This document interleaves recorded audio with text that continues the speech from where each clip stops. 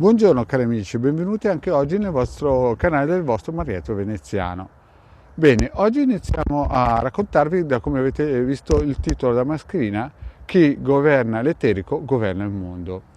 Questa è una storia un po' così di fantasia, perché voi sapete che il vostro Marietto le racconta sempre di fantasia, le storie, ed è una storia che ho sentito più o meno quando io avevo 26 anni, che mi ha raccontato un mio amico al bar. Il mio amico al bar si chiamava Dante. Insomma, bisogna sempre prendere un po' sottotono le cose che raccontava il Dante, però io lo sapete, sono un tipo che ci credo alle favole e l'ho ascoltato. Quindi adesso ve la racconto. Più o meno racconto anche un po' come è successo che ho incontrato il Dante. Il Dante io l'ho incontrato al bar, no? Eravamo al bar della pace del mio paese, in un bar, adesso non so se esiste più, io avevo 26 anni, entra il Dante e mi dice: ma sai cosa mi è successo? Io dico: no Dante, cosa ti è successo? E l'altro giorno, mentre dormivo, come dormivi? Eh sì, perché prima di tutto vi devo dire anche una cosa: il Dante in quel periodo lì lavorava in un settore delle pulizie dentro la casa dei sogni, questa fabbrica dei sogni di cui vi ho parlato, che lavorava ed era vice direttore anche il mio padrone, ex padrone di casa. E quindi il Dante lavorava lì come uomo delle pulizie e lavorava dalle 6 di mattina alla 1 di pomeriggio. E quindi cosa succede? Succede che lui a 1 di pomeriggio andava a casa, era andato ad abitare lontano dal paese, in un'altra città, e finito il lavoro lui correva a casa in macchina e andava a dormire, no? Perché si svegliava presto la mattina alle 5 per poter andare a lavorare. E io cosa faccio? Incontro il Dante un giorno che lui non lavorava e mi dice: ma sai cosa mi è successo? E io: no Dante, cosa ti è successo? Ma sai che io ho tanti di quei problemi legali, non capisco mai perché vado sempre in magistratura lì, a sinistra, con gente che mi denuncia per cose che io faccio e non faccio, cioè loro dicono che io faccio ma io non ho mai fatto, no? E quindi sono sempre a litigare a destra e a sinistra, no? Ma l'altro giorno è successa una cosa stranissima. Io dico: te Dante, racconta, io sono qui con le orecchie aperte come il Topo Gigio. A lui cosa fa il Dante? Mi racconta che arriva a casa alla 1 di pomeriggio e devo dire una cosa: il Dante si era licenziato, voleva andarsene via da quella fabbrica di sogni. Il problema cos'era? Il problema è che questo gruppo che gli era sul fiato, sul collo al Dante, non voleva farlo andare via. E quindi aveva pagato delle persone per fargli un po' di problemucci, tipo andare dai carabinieri a dire cose che lui non aveva fatto, e lui si era un po' stancato e voleva andarsene via. E praticamente era l'ultimo mese di lavoro. Ma cosa è successo? Lui va a casa, si addormenta, perché il giorno dopo avrebbe dovuto avere un processo, cioè più che un processo era che doveva andare in magistratura a, non so, c'era qualcuno dove lavorava lui che aveva fatto una causa, intentato una causa, creato dei problemi a questo Dante, no? Allora lui va a casa a dormire, a rilassarsi verso la 1, è arrivato a casa verso l'1 e mezza, e mentre sta sognando esce dal corpo. Almeno così Dante mi racconta, perché io il Dante quando le racconta bisogna sempre tagliare per due quello che racconta. Però cosa succede? Lui esce dal corpo e che si trova lì? Si trova lì il mio padrone di casa, è sempre lui che gira intorno per il paese, no? E gli dice: Dante, vieni con me perché domani purtroppo tu avrai una causa e io ti voglio aiutare a fermare quel tipo che ingiustamente ti sta accusando. Il Dante non sapeva se stava sognando o era in astrale, segue il padrone di casa e dove vanno?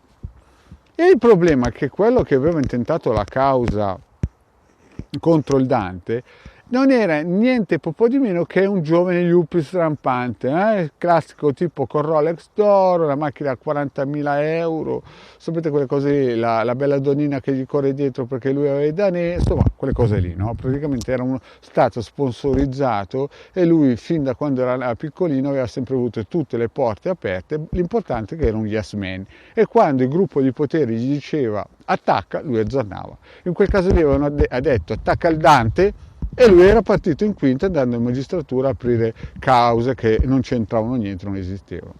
Allora cosa succede? Il giorno dopo, questo tipo qua, nome a fantasia, lo chiamo Gabriele, ma è un nome a fantasia, ricordiamoci che questo qui è un sogno che mi ha raccontato il Dante. Cosa succede? Il Gabriele doveva andare per forza in magistratura perché questa forza di potere, questo gruppo di potere, non dico niente, spot compasso non dico niente. Comunque questo gruppo di potere voleva dare fastidio al Dante, perché ricordiamoci Dante era una brava persona, tranquillo. E allora praticamente c'era questa causa in corso e il giorno dopo quel tipo là sarebbe dovuto andare il Gabriele avrebbe dovuto andare in magistratura a testimoniare contro il Dante per non farlo partire. E allora cosa succede? Mentre lui dorme, arriva il Carlo, nome a fantasia anche questo, in astrale, e gli dice: senti Dante, adesso noi dobbiamo andare a fermare quel tipo lì perché sennò domani questo qua ti farà un sacco di problemi che neanche puoi immaginare, ti farà andare in galera e non esci più. Il Dante stava sognando e chiaramente in un sogno uno lo segue. E cosa succedeva? Il Gabriele, nome a fantasia, in quel periodo, tra le tante cose sporche che faceva, era anche un sub. E l'aveva chiamato, lui e il suo socio e il suo compagno di merende, l'avevano chiamato per andare a piazzare una boa davanti a un altro comune. E quindi erano sotto 60 metri.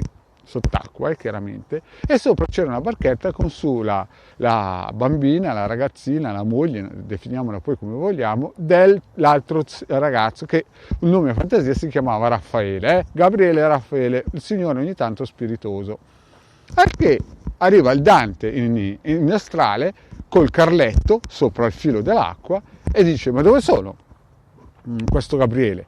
E il Carlo gli dice: guarda che sono sotto. Ma dove sotto? E il Carlo intendeva che era sott'acqua. E il Dante, per quanto ne so io, e lo sanno anche i paracarri di Modena, non sa nuotare. Allora si spaventa perché svolazzava già nel sogno sopra l'acqua e, morale della favola, dice: ma come faccio ad entrare sotto l'acqua? E poi cosa gli facciamo quando siamo arrivati sotto?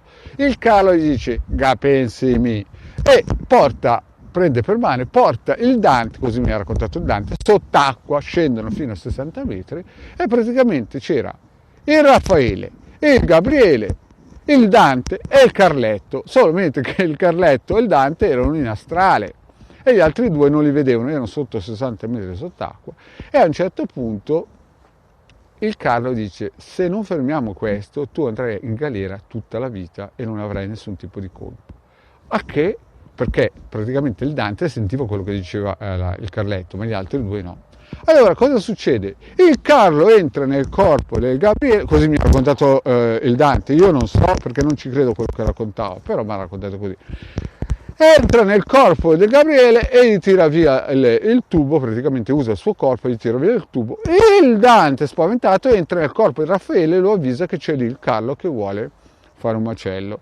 Morale della favola: all'inizio il Raffaele pensa che sia uno scherzo, poi quando si rende conto che l'altro suo compagno sta per lasciare questo piano materiale, cerca di riemergere, poi sapete che c'è la decompressione, roba del genere, e via dicendo. Morale della favola, cosa succede? Il sogno del Dante finisce quando ritornano nella stanza del Dante e il Dante dice a Carlo: che strano sogno che ho fatto, speriamo che non lo venga a sapere nessuno. Quando infatti il Dante l'ho raccontato a me al bar, più di 30-40 anni fa, adesso non mi ricordo più, cari amici, io gli ho detto: io sono una tomba, questo sogno non lo racconterò mai nessuno, giurin giuretto. Morale della favola, cosa succede? Il Dante dorme, si risveglia verso le 2 o le 3, va a lavorare il giorno dopo e per la miseria veramente il Gabriele era morto sott'acqua. In questo sogno qua il Gabriele era veramente morto sott'acqua. E a un certo punto dice: ma sai, c'era quel tale che diceva: pensare male si fa peccato ma ci si azzecca sempre. Non è che quel sogno magari lo abbia influenzato io, mi ha detto il Dante a me.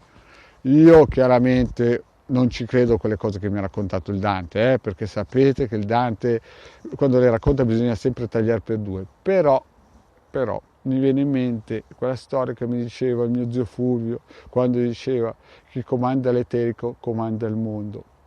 E alcune volte quando sento certe storie, tipo quando Franz Bardo nel suo libro che vi ho consigliato di leggere raccontava le stesse storie, mi viene sempre in mente il Dante con i suoi sogni da subacqueo. Cari amici, grazie di avermi ascoltato fino a qui. Vi chiedo, se non vi siete ancora iscritti nel canale di Hildegarda, di iscrivervi nel canale di Hildegarda, se non vi siete ancora iscritti nel canale del Marietto Veneziano, di iscrivervi nel canale del Marietto Veneziano, e se volete scaricare degli ebook gratuitamente andate nel sito del capitano.altervista.org. Grazie e alla prossima, ciao!